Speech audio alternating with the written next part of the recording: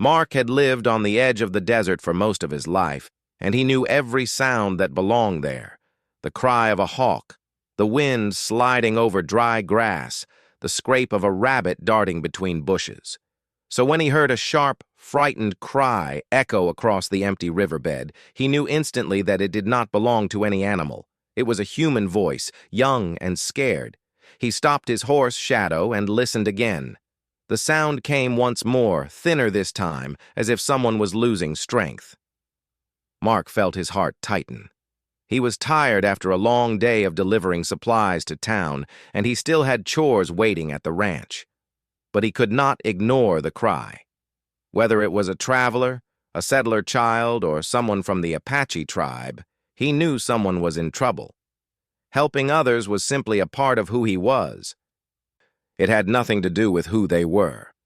He guided Shadow down the sandy bank. The dry riverbed had sharp rocks scattered around, and the ledges on the sides were steep. When Mark looked around carefully, he spotted movement under a cluster of fallen rocks near a slanted ridge. At first, he thought it was an animal struggling, but then he saw a small arm, trembling. He rushed forward. A young Apache girl, maybe 12 or 13 years old, lay trapped under the rocks. Her dark hair was tangled, and her eyes were glassy with fear and pain. One large rock had pinned her leg, and she couldn't move. She had probably been climbing the ridge and lost her footing.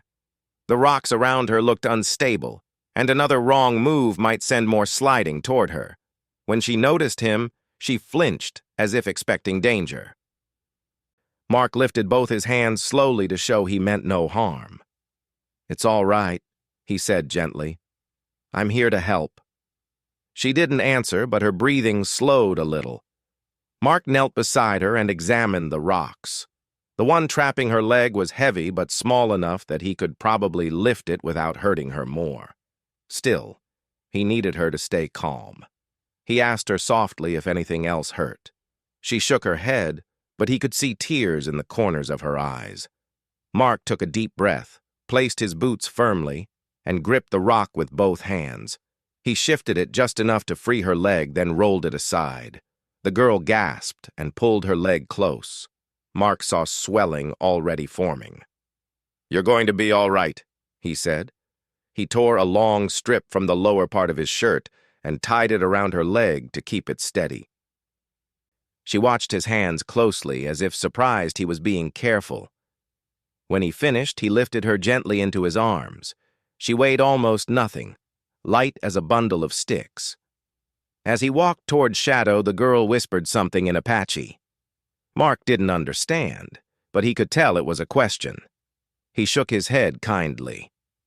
"I don't speak your language," he said, "but I promise I'll get you home." He placed her on the horse and climbed up behind her so he could hold her steady. The sun burned overhead, and the ground shimmered with heat. It was silent except for the soft breaths of the girl leaning against him. Mark didn't ride too fast because he didn't want to hurt her leg more. He stayed alert, knowing he was nearing Apache land. He didn't want to surprise anyone and create fear. After 20 minutes of careful riding, he reached a point where Apache tracks in the sand became more frequent. He recognized the signs: a broken twig, a boot-shaped mark, the pattern of moccasins. Mark stopped his horse. He didn't want to cross too deeply into their territory. Instead, he carried the girl to a shaded patch under a mesquite tree, where her family would likely find her. He laid her on the soft sand and gave her his canteen. She held it with trembling hands and looked at him, confused.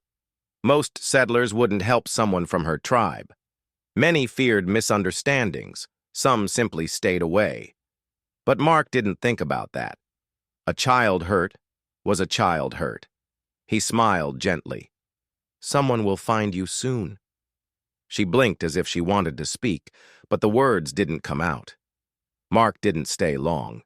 He knew that if her family returned, they might misunderstand seeing him with her. So he stepped back, mounted his horse, and disappeared over the ridge, leaving only his tracks behind. As he rode back toward his ranch, Mark couldn't stop thinking about her frightened face. He hoped her family would treat her injuries in time. He hoped she would not face trouble from anyone who assumed she wandered too far. He also hoped no one from town had followed him.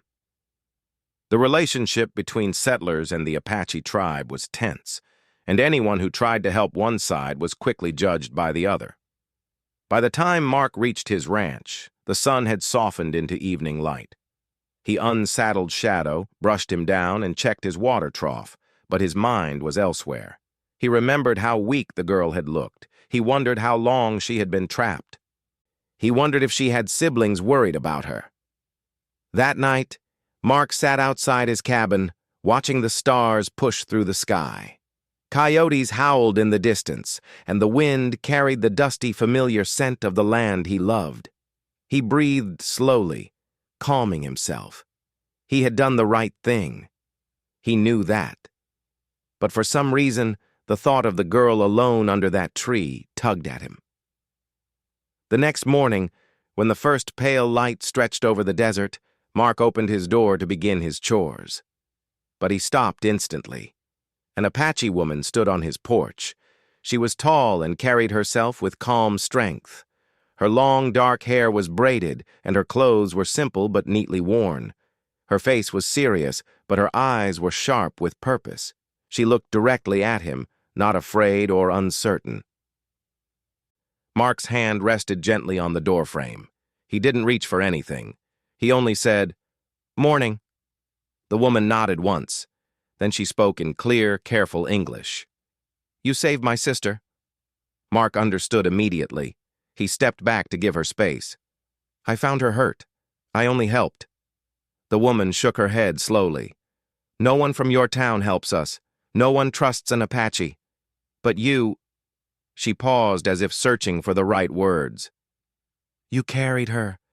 You gave her water. You walked away without waiting for thanks." Mark didn't know what to say. He wasn't used to praise. He only shrugged lightly. Anyone would do the same. The woman's eyes softened for a brief moment. "My name is Nara," she said.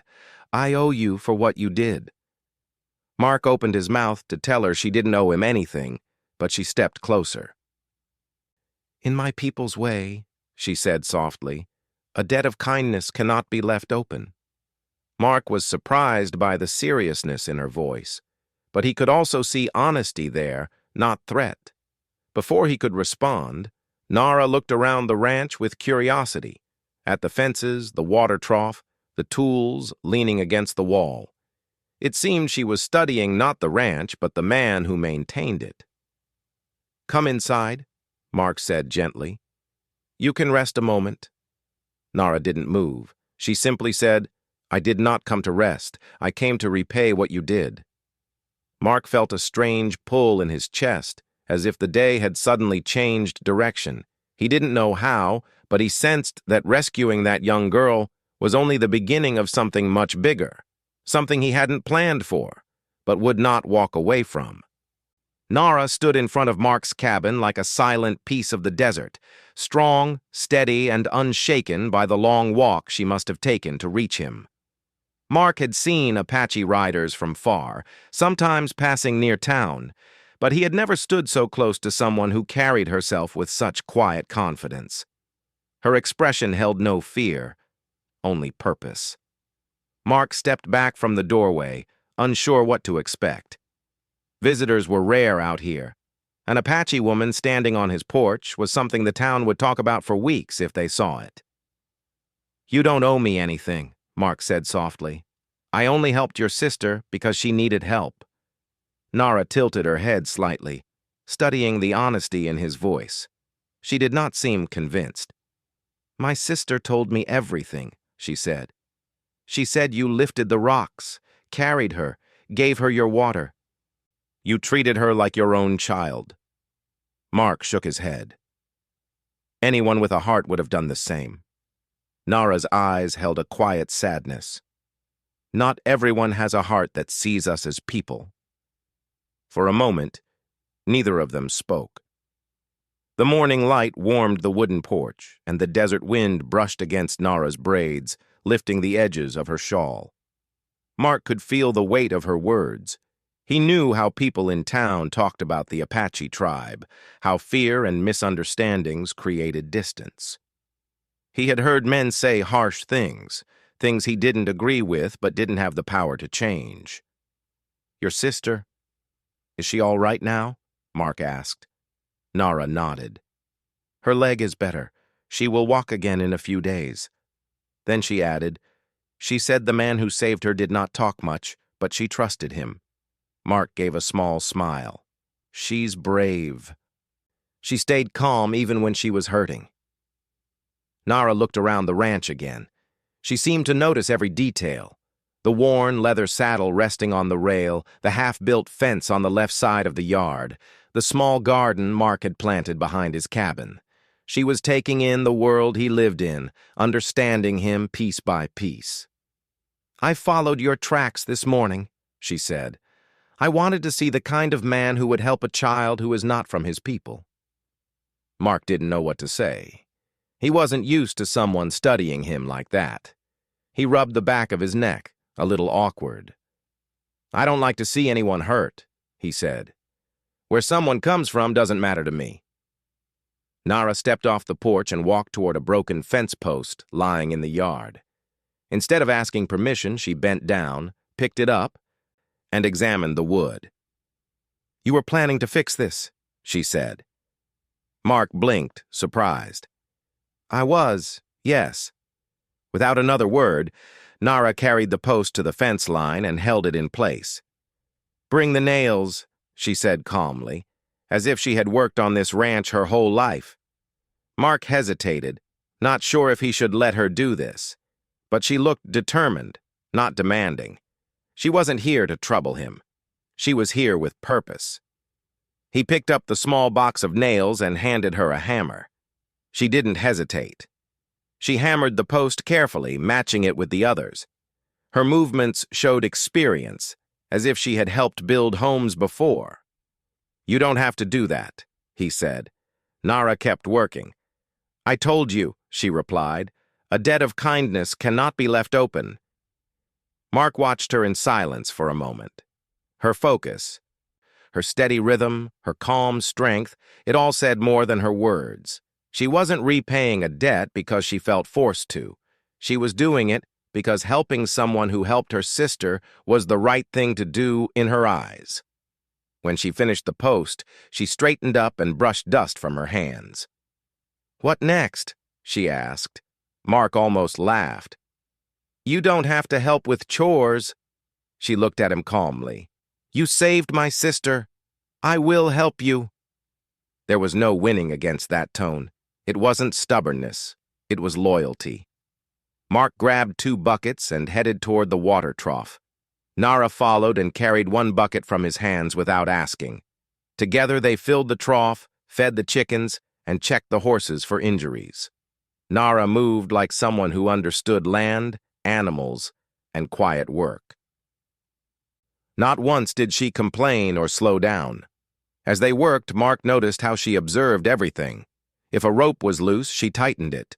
If a tool was left leaning wrong, she set it correctly. It was as though she wanted to understand how he lived, how he kept his land, how he survived out here alone. At one point, she knelt near his horse, Shadow. The horse snorted softly, unsure of her. Nara reached out slowly, letting the horse smell her hand.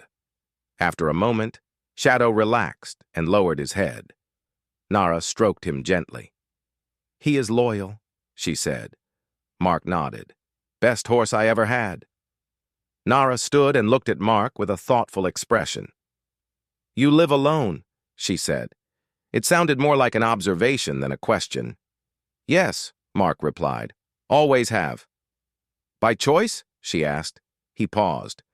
He had never really thought of it that way. "I guess so," he said. "Some people like crowds. I like quiet." Nara nodded slowly. "Quiet can be a friend, but too much quiet can make a person forget he is not alone in the world." Mark looked at her carefully. Her words were gentle, but they carried meaning he couldn't ignore. She wasn't probing into his life. She was simply speaking a truth she had learned. After chores, Mark made a small fire in the yard and warmed some bread he had baked the day before. He offered some to Nara. She accepted, sitting across from him. They ate quietly, the wind carrying the scent of warm earth and dry grass around them. "You were not afraid to come here?" Mark asked after a moment. Nara shook her head. "Fear is not what guides me. But people in town—" Mark hesitated. "If they saw you here, they might misunderstand." Nara's eyes hardened slightly, not with anger but with acceptance. People speak because they do not know. They judge because they do not try to understand.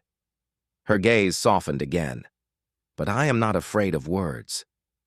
Mark admired that. Her calm strength was something he rarely saw, even in men who spent their whole lives on horseback. She did not raise her voice, did not show anger. She carried herself with quiet dignity that made the desert seem less harsh. "You said you owe me," Mark said. "But you don't have to repay anything." Nara looked at him directly.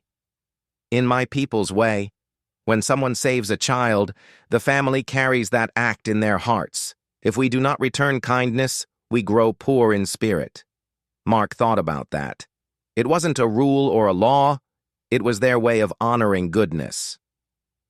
He realized she had come not because she was forced, but because she believed kindness deserved kindness. "Your sister. She must care about you very much," Mark said. Nara's face softened with affection. "She is young, too curious. She wanders where she should not, but she has a good heart." Mark smiled. I could tell. For the rest of the afternoon, Nara stayed at the ranch. She helped him repair a loose gate, carried supplies to the storage shed, and even gathered firewood from behind the house. She worked quietly, calmly, like someone who respected every small task. When the sun began to lower and the shadows stretched long across the ground, Nara finally stopped. She looked toward the distant hills that led back to her people's camp. "I must return," she said softly. Mark nodded. "Thank you for helping today." Nara stepped closer, her voice steady. "This is only the beginning. I will return." She paused, then added quietly, "No one trusts an Apache in these lands, yet you saved my sister. I will not let that be forgotten." Before Mark could answer, she turned and began walking toward the fading light, her silhouette slowly blending into the desert. Mark watched her until she disappeared over a ridge, feeling something unfamiliar in his chest. Something warm. Something that told him this meeting was going to change more than just his quiet days. He didn't know how, but he knew her return would bring something deeper than repayment. It would bring connection, something he had not felt in a long time. The days after Nara's first visit passed quietly, but a new energy hung around the ranch. Mark felt it every morning when he stepped outside. He found himself looking toward the distant hills, wondering if he would see her walking toward him again. He told himself he was only curious, only hoping for news about her sister. But deep down, he knew that wasn't the full truth. Something about Nara's calm presence had settled inside him. On the fourth day, as he was mending a saddle strap, he heard footsteps approaching. They were soft, steady, and unhurried, steps that did not belong to a wanderer or someone nervous. When he looked up, Nara was walking toward him with her usual quiet confidence. She carried a small woven basket in her hands. "I thought you might need food," she said as she handed it to him. Inside were warm bread, dried berries, and herbs wrapped in leaves. Mark thanked her, feeling more grateful than he expected. She didn't wait for him to make conversation. She simply walked with him to the shed and began helping without being asked.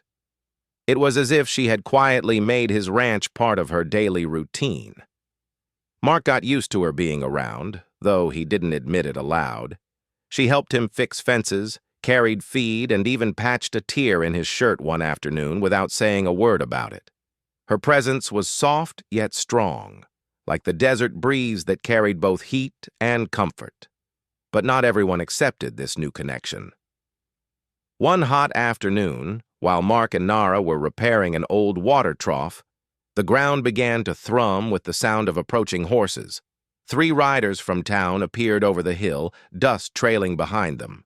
Mark recognized them instantly: Tom Harris, Billy Crane, and Earl Denton. They were known for speaking before thinking and stirring trouble wherever they went. Their horses stopped near the barn, and their expressions were not friendly. "Well, look what we've got here," Tom said loudly. "The cowboy who likes to keep company with Apaches." Nara didn't move. She stayed where she stood, one hand resting on the trough edge, her face calm. She had heard worse. Mark could see that in her eyes. Mark stood up and wiped his hands on his pants. "Afternoon," he said simply. Billy snorted. "Doesn't look like a good afternoon to me. Folks been missing cattle the past week. Tracks lead near Apache land. And what do we find? One of them right here." Mark stepped forward, placing himself between them and Nara. It wasn't dramatic or loud. He simply shifted into their line of sight so she was not the target. "You're jumping to conclusions," Mark said. "Windstorm last week scattered a lot of herds. Cattle wander when fences break." Earl spat on the ground. "Easy for you to say when you're talking for them." "I'm talking for the truth," Mark replied calmly. The silence between the two sides stretched tight. Nara stood still, her chin raised slightly, neither afraid nor confrontational. She understood the danger but refused to shrink from it. Mark knew that one wrong word could turn suspicion into something worse. "I found tracks heading east," Mark continued, "toward the ridge where fences snapped. I'm fixing them today. That's where your cattle went." Tom narrowed his eyes. He didn't like being contradicted. "So you're defending them now?" Mark didn't blink. "I'm telling you what I saw." Billy's gaze slid to Nara. "What's she doing on your land anyway?" "That's not your concern," Mark said firmly. Earl let out a short, sharp laugh. "Look at this, boys. He's protecting her. Didn't think the quiet cowboy cared about anything but his horses." Mark didn't raise his voice, but his tone held steel. "You've said enough." For a moment, Tom looked as if he might climb down from his horse and start something. But then he caught the steady way Mark stood, the calm in his eyes. Mark was not threatening them. He was simply unmoving. It made the men uncertain. Tom tugged his reins. "Fine, but if we lose more cattle, we'll be back, and we'll expect answers." The 3 riders turned and galloped off in a cloud of dust. When they were finally gone, Mark let out a breath he didn't know he was holding. He turned to Nara. She had not moved the entire time, but he could see the worry in her eyes now that the danger had passed. "Are you all right?" he asked. She nodded, though her voice was softer than usual. "I have faced trouble before, but this was different. You stood in front of me." Mark shrugged lightly. "I wasn't going to let them talk to you like that." Nara stepped closer, her voice filled with quiet emotion. "You protected me even though their anger could turn against you. Why?" Mark didn't know how to answer at first. He picked up a wooden plank as if it needed fixing, even though it didn't. He needed a moment to think. "Because it was the right thing," he finally said. "You didn't do anything wrong." Nara's expression softened.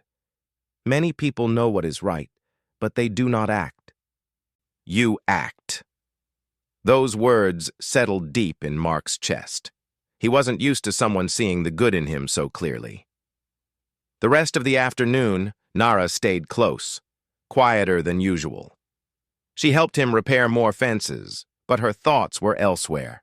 Mark could feel it. When the sun began to lower, she finally spoke again. "My sister told me something," she said. "She said the man who saved her did not look at her with fear or judgment. She said he looked at her as someone who mattered." Mark paused. She mattered. She was hurt. Nara looked at him with a softness he had never seen before. "Do you know how rare that is? For someone to look at us like human beings? Mark didn't respond. He didn't know how to. But he felt a pull in his chest again, stronger this time.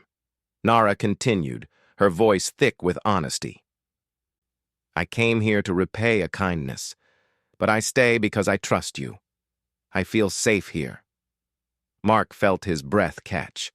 Those words were simple, but coming from her they carried a deep weight. You are safe here, he said quietly. She nodded. I know. The silence between them didn't feel empty. It felt like a connection growing, something neither of them had looked for but both had found. Later that evening, Mark walked her to the edge of his land. She stopped and looked back at the small ranch, then at him. You stood between me and anger today, she said. In my people's way, that makes you someone important. She hesitated, choosing her words carefully. If trouble comes again, I will stand with you. Mark felt warmth rise in his chest. I'm glad you're here. Nara gave a small nod, the closest thing to a smile he had seen from her. Then she turned and walked toward the setting sun, leaving Mark alone with the quiet evening and a feeling he had not felt in a long, long time. A feeling that something in his life was changing for the better, one moment at a time. A week passed after the tense visit from the three riders, and though the ranch returned to its usual quiet, Mark felt a new kind of watchfulness in the air. Every time the wind rustled through the dry grass, he expected trouble to come again from town, but each morning remained calm, and each evening drifted into peaceful silence. Still, Mark never forgot the way Nara's eyes had filled with worry after that confrontation. He hoped nothing more would threaten the fragile trust forming between their worlds. On the seventh day, the sky began to change. Heavy clouds rolled in from the west. Darker than anything Mark had seen all season. The desert storms came quickly, and they came with force. He felt the first drop of rain while gathering tools near the barn, and by the time he stepped outside, the storm had arrived with roaring thunder and wild winds. Mark knew what that meant. The dry riverbeds would fill fast, too fast. As he hurried to secure his animals and shelter the tools, a young boy from town rode up, soaked with rain. "The river's rising!" the boy shouted over the storm. "Someone said they saw a girl near the far ridge before the water came." Mark felt his stomach tighten. A girl? At the ridge? In weather like this, that meant danger. But who would be out there? Then realization hit him like a bolt of lightning. It had to be the girl he had rescued, the younger sister. Nara had mentioned that she sometimes wandered too far when gathering herbs. The far ridge had several narrow pockets where plants grew even after the dry months. It was exactly where someone like her might go, not knowing a storm was coming. Mark didn't think twice. He threw on his coat, mounted Shadow, and rode into the storm with the rain hitting like thrown pebbles. The desert around him transformed. Water rushed down the slopes, filling the dips and cracks. Lightning flashed over the land, showing glimpses of the rising water in the riverbeds. Mark leaned low over his horse to cut against the wind, urging Shadow forward with calm words. When he reached the ridge, the water had already flooded the lower ground. The dry riverbed was no longer dry. It had become a roaring stream. Waves of muddy water pushed through with frightening speed. If the girl was trapped anywhere near the middle, she would not last long. Mark stopped, scanned the area, and shouted her name, even though he didn't know if she would hear him. The wind swallowed his voice. Rain blurred everything. Then he saw her. She was clinging to a narrow rock ledge sticking out of the rushing water, her small arms wrapped around it tightly, her body shaking. The water rose fast, reaching her feet. If it rose just a little more, it would pull her in. Mark felt his heart pound. He jumped off Shadow, tied the reins around a sturdy bush, and stepped closer to the water. It was too dangerous to walk straight in. One wrong step, and the current could sweep him away. He looked around quickly, searching for something, anything. he could use. His eyes landed on a long fallen branch wedged between two rocks. He pulled it free and tested its strength. It wasn't perfect, but it could help him balance. "Hold on!" he shouted, hoping she could hear. The girl turned her head, her eyes wide with fear, but she didn't let go of the rock. Mark stepped into the water slowly, planting the branch firmly to keep himself steady. The current pushed hard against his legs, but he pressed forward step by step. Each step felt like a battle, water pulling, wind pushing, ground slipping under his boots. But he didn't stop. When he reached the middle of the riverbed, he saw how close the girl was to losing her grip. Her fingers were slipping. Her strength was nearly gone. "It's all right," Mark said loudly but gently. "I'm here. I'm going to get you." She nodded weakly, her lips trembling. Mark leaned forward, bracing himself, and stretched out one hand. "Give me your hand," he said. She hesitated, not because she didn't trust him, but because she was terrified of letting go. "You won't fall," Mark said firmly. "I won't let you." Finally, she reached out. Their fingers touched. Mark gripped her hand tightly and pulled her toward him with all his strength. The water pushed hard against both of them, but Mark held steady. Inch by inch, he brought her to his side. The moment she reached him, she collapsed into his arms. He lifted her, held her against his chest, and turned toward the shore. The walk back felt longer, harder. The rain poured, the river roared, but Mark kept moving step by step, using the branch for balance. When he finally reached the dry ground, he carried her to shadow, covered her with his coat, and mounted quickly. With one arm holding her tightly, he rode toward Apache land as fast as the storm allowed. The camp appeared through the rain, shadows of tents, people rushing, voices raised in worry. As Mark approached, several figures ran out. Then Nara appeared. When she saw her sister in Mark's arms, she froze for a heartbeat, her eyes filling with a fear Mark had never seen in her before. She ran to him, her hands trembling as she reached for the girl. Mark slid off the horse, cradling the child carefully as he placed her into Nara's arms. The girl was cold, shaking, and exhausted, but she was alive. Nara held her sister close, whispering words in their language, her voice thick with emotion and relief. When she looked up at Mark, her eyes held something powerful, gratitude, awe, and a kind of respect that changed everything between them. The Apache elders, having seen the rescue from the edge of the camp, stepped forward. One of them spoke in deep, steady English. "You saved her. Twice. Our people see this." Another elder nodded.